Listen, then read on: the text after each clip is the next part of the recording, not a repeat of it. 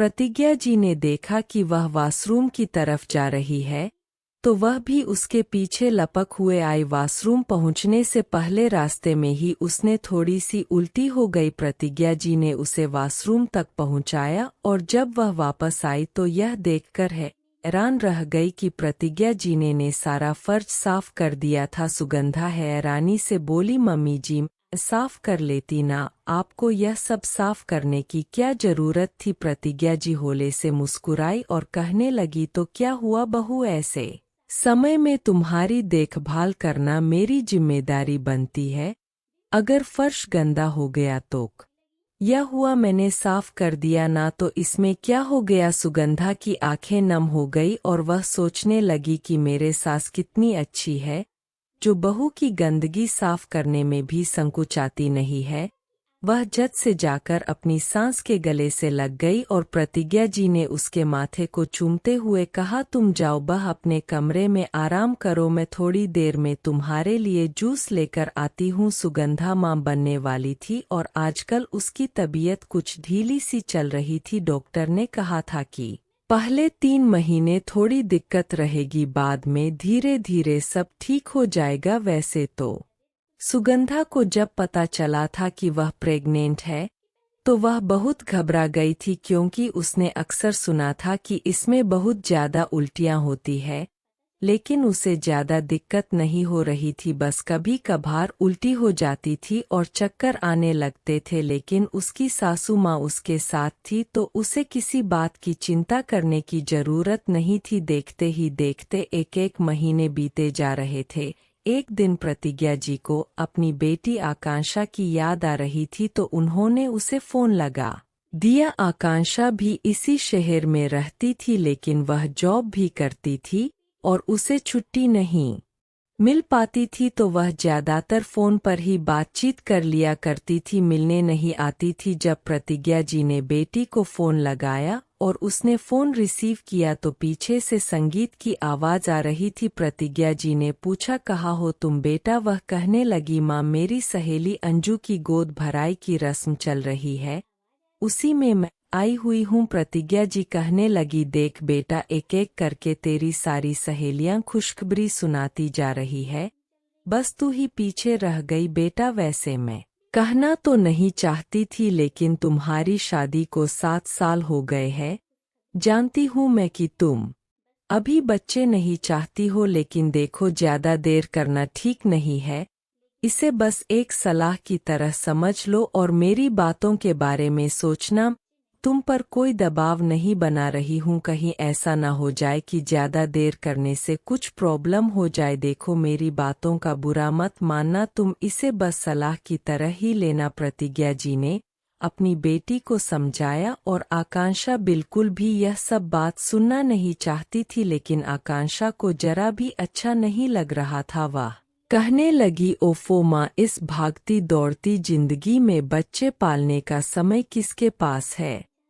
मुझे अभी बच्चे नहीं चाहिए। वैसे भी तुम्हारी बहू प्रेग्नेंट है, तुम अपने सारे शक उसके साथ पूरे करो, बस मुझे इस बंधन में बांधने की कोशिश मत करो। इतना कहकर उसने गुस्से में फोन रख दिया। प्रतिज्ञा जी सोचने लगी कि कहीं ऐसा ना हो कि अपनी नादानी में यह कोई गलत फैसला ले ले, लेकिन आजकल के बच्चे को समझाना कितना मुश्किल काम है, या वह जानती थी, इसलिए उन्होंने अपनी बेटी पर ज्यादा दबाव नहीं बनाया और उसकी जिंदगी का फैसला उसके हाथों में ही छोड़ दिया। एक दिन प्रतिज्ञा जी अपनी बहू के लिए अनार का जूस बना रही थी, तभी उनके फोन की घंटी बजी। आज सुबह से ही उनकी बहू की तबीयत कुछ ठीक नहीं थी। उन्होंने फोन रिसीव किया तो उधर से आकांक्षा कहने लगी, माँ सुनो ना, आज मेरे यहाँ कीड़ी पार्टी है और तुम्हें तो पता ही है कि सबको तुम्हारे हाथ का बना हुआ खाना कितना अच्छा लगता है,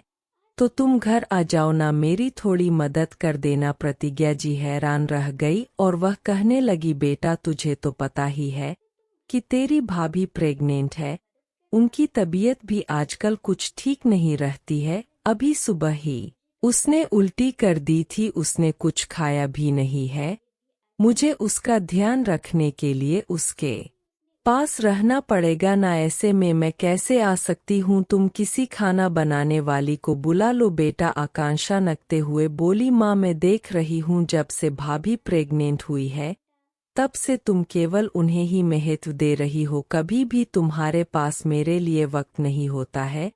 माँ, कहीं ऐसा तो नहीं कि मैं अभी माँ नहीं बनना चाहती तो तुम भाभी को ज्यादा महत्व देने लगी हो? तुम आज बता ही दो कि तुम्हारे लिए बेटी की खुशियाँ जरूरी है या बहू के नखरे? अगर तुम दिन भर के लिए मेरे पास आ जाओगी तो क्या भाभी अपना खुद ख्याल नहीं रख सकती है क्या?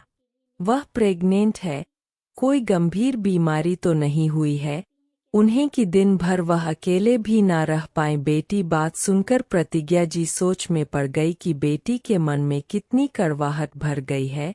वह अपनी मां की प्रेम की परीक्षा लेना चाहती है। फिर प्रतिज्ञा जी ने फैसला किया कि बेटी की बेट की बातों में आकर वह बहू के साथ कुछ गलत नहीं करेंगी। ऐसे ही बहू की तबीयत खराब थी, उसे चक्कर आ रहे थे, ऐसे में उसका ध्यान रखने के लिए कोई तो घर पर होना ही चाहिए था। उन्होंने काफी देर तक सोचा, फिर धीरे से बोली, देखो बेटा, मैं बेटी और बहू में मैं कोई भेदभाव नहीं करती। अगर मैं बहू को इतना प्यार करती हूँ तो तुम तो मेरी बेटी हो। जब जिसे जहाँ ज्यादा जरूरत होती है वहाँ पर रहना मैं पसंद करती हूँ। फिलहाल मेरी जरूरत यहाँ पर ज्यादा है, लेकिन मैं तुम्हारी खुशियों के लिए कुछ भी कर सकती हूँ। मैं वहाँ तो नहीं पाऊंगी, लेकिन बेटा एक बात बताओ, अगर तुम्हारी भाभी की जगह तुम होती और तुम्हारी जगह तुम्हारी भाभी होती, वह मुझे किडी पार्टी में खाना बनाने के लिए अपने घर पर बुलाना चाहती और तुम प्रेगनेंसी में अकेले घर में पड़ी रहती, तुम्हें चक्कर आ रहे होते, तुम्हें उल्टियाँ हो रही होती और ऐसी अवस्था में मैं तुम्हें छोड़कर जाती तो तुम्हें अच्छा लगता क्या? शायद उस वक्त तुम्हें मुझे यह पाठ पढ़ाती कि बेटी के प्रति फर्ज पहले निभाना चाहिए, और ऐसे भी इंसानियत की दृष्टि से भी देखा जाए तो प्रेग्नेंट औरत की देखभाल ज़्यादा जरूरी होती है। या किडी पार्टी खाना बनाना, या तुम मुझे सोच कर बताना, और अब तुम ही मेरे लिए फैसला लो कि मुझे क्या करना चाहिए। माँ की बात सुनकर आकांक्षा 2 पल के लिए खामोश हो गई। वह गहराई से माँ की बातों के बारे में सोचने लगी। फिर उसने धीरे से कहा, माँ, वैसे तो तुम मेरी माँ हो तो हमेशा मैं यही सोचती हूँ कि तुम पर मेरा अधिकार पहले है, लेकिन इंसानियत की नज़र से देखा जाए तो मैं भी किसी ऐसे प्रेग्नेंट औरत को छोड़कर किसी और के घर खाना बनाने नहीं जा सकती, चाहे वह कितनी भी करीबी रिश्ता क्यों ना हो, क्योंकि सबसे पहले प्रेग्नेंट औरत ही मेरी जिम्मेदारी होगी। और तुम बिल्कुल सही कह रही हो, मुझे भी ऐसा महसूस हो रहा है कि मैं भाभी से थोड़ा चिढ़ने लगी थी। अब माना बनने का फैसला तो मेरा अपना है, लेकिन जब से भाभी ने अपने प्रेग्नेंट होने की खबर सुनाई और तुम दिन रात उनकी देखभाल में जुट गई तो मुझे थोड़ा बुरा लगने लगा कि मेरी माँ होकर तुम भाभी का ध्यान क्यों रख रही हो। लेकिन ऐसे समय में सच में भाभी को तुम्हारी ज्यादा जरूरत है। मुझे माफ कर दो माँ, मैंने तुम्हारे प्यार की परीक्षा लेने की कोशिश की और भाभी और मेरे प्यार के बीच में तुलना की। कहते कहते उसका गला रुंधी। पीछे से सुगंधा बोल उठी, मम्मी जी, अगर दीदी आपको बुला रही है तो आप चली जाइए ना, मैं घर पर आराम से रह लूंगी, दिन भर की ही तो बात है, नहीं तो आप कहिए तो मैं भी आपके साथ पार्टी में चलती हूँ तो मेरा भी थोड़ा मन बहल जाएगा। और वैसे भी उल्टी वगैरह तो प्रेगनेंसी में होती रहती है, इसका मतलब यह तो नहीं कि मैं घर में बंद होकर रह जाऊं और आप वहां पर ना मेरे लिए थोड़ी चाट बना देना, आज कुछ चटपटा सा खाने का मन कर रहा है। बहू की बात सुनकर प्रतिज्ञा जी का चेहरा खिल उठा। उन्हें लग रहा था कि कहीं बहू को बुरा ना लग जाए कि ऐसी अवस्था में उसे छोड़कर वह बेटी के घर पार्टी में जाना चाहती है। अब बहू ने यह बात बोल दी थी, वह तो खिल उठी और कहने लगी, देख रही है, आकांक्षा अपनी भाभी को भाभी पार्टी में आना चाहती है। आकांक्षा खुश हो गई और कहने लगी, हाँ माँ, तो भाभी को भी ले आओ ना, अगर उनकी तबीयत ज्यादा खराब नहीं है तो उन्हें भी यहाँ ले आओ, वह मेरे कमरे में आराम कर लेंगी और सबसे मिलना जुलना भी हो जाएगा। बमला जी ने सुगंधा की ओर देखा तो सुगंधा ने सहमति से सिर हिला दिया। वह भी इतने दिनों घर में बैठी हुई बोर हो रही थी, उसे भी थोड़ा घूमने का मन कर रहा था और अब उसने पहले से बेहतर महसूस हो रहा था। फिर प्रतिज्ञा जी सुगंधा को साथ लेकर अपनी बेटी के घर पहुंच गई। वहां पर उन्होंने बेटी के साथ मिलकर पार्टी की तैयारी की। सुगंधा ने भी सबके साथ बातचीत की, उसे भी इतने दिनों के बाद सबसे मिलकर अच्छा लग रहा था। उसके बाद जब उसे थोड़ी थकान होने लगी तो वह अपनी ननद के रूम में जाकर थोड़ी देर के लिए सो भी गई थी। शाम को वह पार्टी से वापस आ गई। अब आकांक्षा को भी अपनी मां से कोई शिकायत नहीं थी कि वह बहू को ज्यादा महत्व देती है।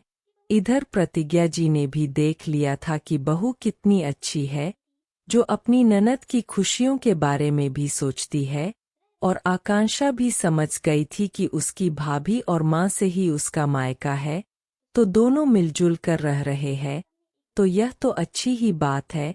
दोस्तों, यदि कोई इंसान भी अपनी जिद पर अड़ गया होता है तो शायद बात बिगड़ जाती, लेकिन यहाँ पर सबने एक दूसरे के बारे में सोचा तो अंत में रिश्तों में मिठास ही घुली। इसलिए कभी भी कोई भी परिस्थिति हो तो दूसरों की मजबूरियों को समझना चाहिए और उसके अनुसार ही कार्य करना चाहिए। तो दोस्तों, आपको कहानी पसंद आई हो तो लाइक कीजिए, कमेंट कीजिए और ज़्यादा से ज़्यादा लोगों को शेयर कीजिए और देखते रहिए खुशबू मोटिवेशनल स्टोरी। धन्यवाद दोस्तों में।